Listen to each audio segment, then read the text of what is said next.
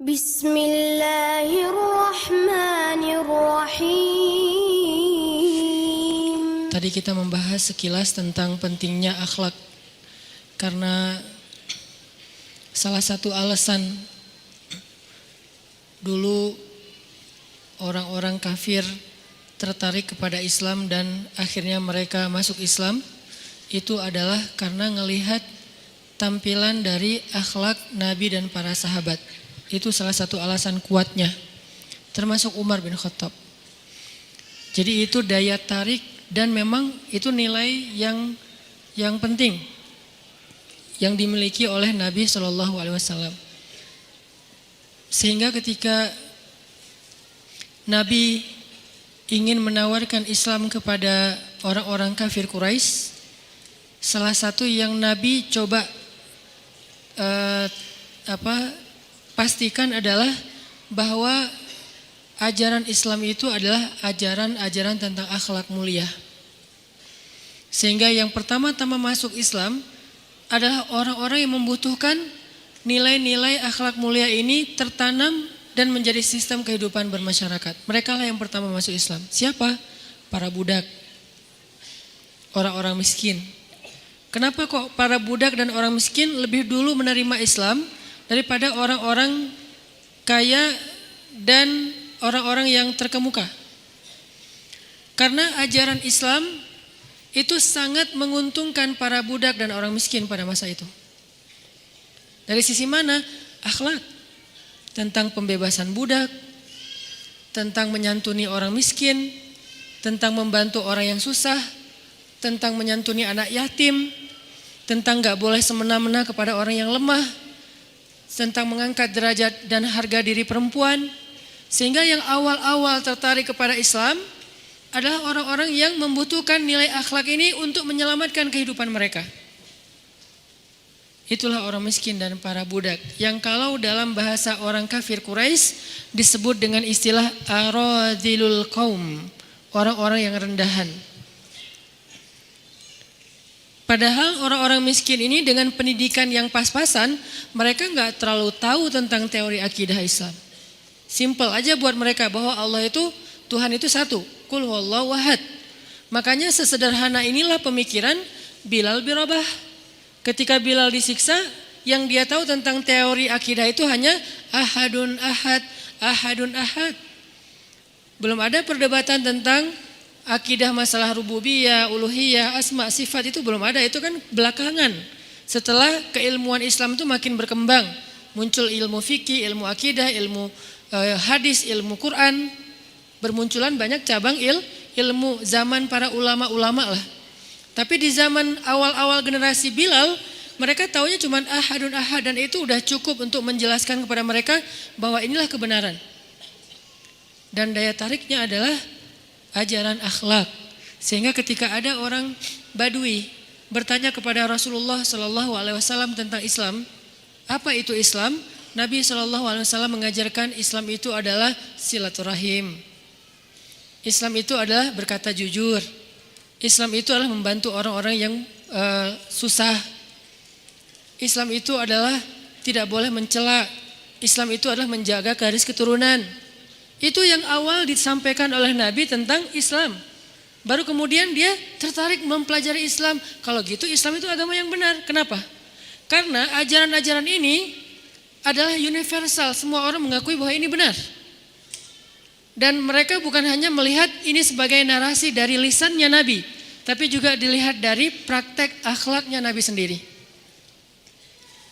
Kayak laki-laki yang buang air kecil di masjid, karena dia orang primitif, dia gak bisa membedakan mana masjid, mana toilet. Dan juga sekaligus menunjukkan sesederhana itulah Masjid Nabawi pada masa itu, tidak ada lantai yang keramik atau marmer. Sehingga dia pikir ini adalah tempat yang biasa, bukan tempat yang istimewa. Dia buang air kecil di situ. Lalu para sahabat dengan semangat ruhul Islam, spirit of Islam mereka tersinggung. Mereka ingin memarahi laki-laki tersebut. Mereka ingin bahkan memukul laki-laki tersebut. Bukan hanya memarahi tapi memukul. Nabi SAW menampilkan sebuah performance akhlak yang terbaik. Nabi menahan para sahabat, berikan dia waktu sampai dia menyelesaikan hajatnya. Karena kalau diputus di tengah jalan itu akan menyakitinya, gitu gak sih? Iya, itu akan menyakiti dia, mengganggu dia dan tidak nyaman buat dia. Kita gak nyaman, tapi kan mungkin dia gak paham.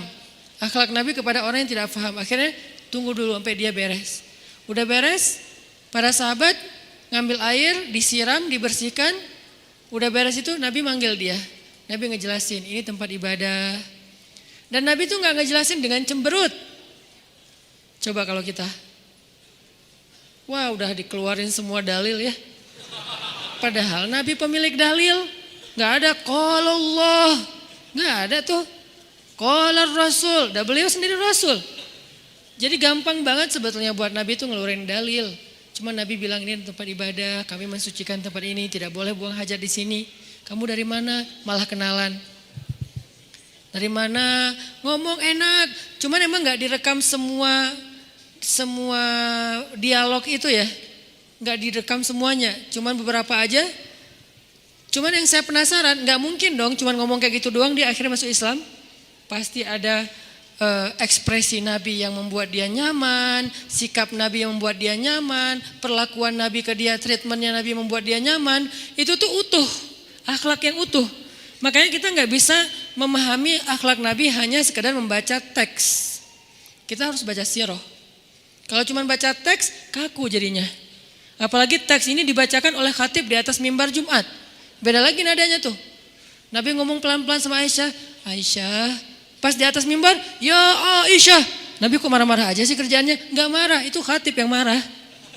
Dan Nabi mah intonasinya nggak kayak gitu kan. Intonasi itu memberikan kesan sebuah kalimat ya, marah atau enggak gitu. Makanya kita kadang-kadang baca teks di sosial media juga subjektif, kita menyimpulkannya dengan perasaan kita. Gara-gara kita bacanya agak keras gitu. Orang cuma bilang ya, cuman nggak pakai titik. Akhirnya kita bacanya ya, dia kok marah-marah sih? Padahal dia nggak marah, dia mungkin lagi buru-buru, dia tulisnya cuman iya dan a, ya. Tapi kita ngerasa tersinggung, kok jawabannya gini sih nggak sopan banget. Ini tergantung intonasi yang membaca, bukan yang mengirim. Dan banyak dai kita yang ketika menyampaikan hadis melupakan intonasi, melupakan storytelling, melupakan sirahnya. Sehingga yang kita tahu dari hadis itu keras-keras semuanya. Hadis itu kok semuanya serius ya, tegas-tegas banget ya. Kita jadi kayak agak gimana gitu teh tentang Islam. Seolah-olah Islam itu nggak asik gitu, kaku banget.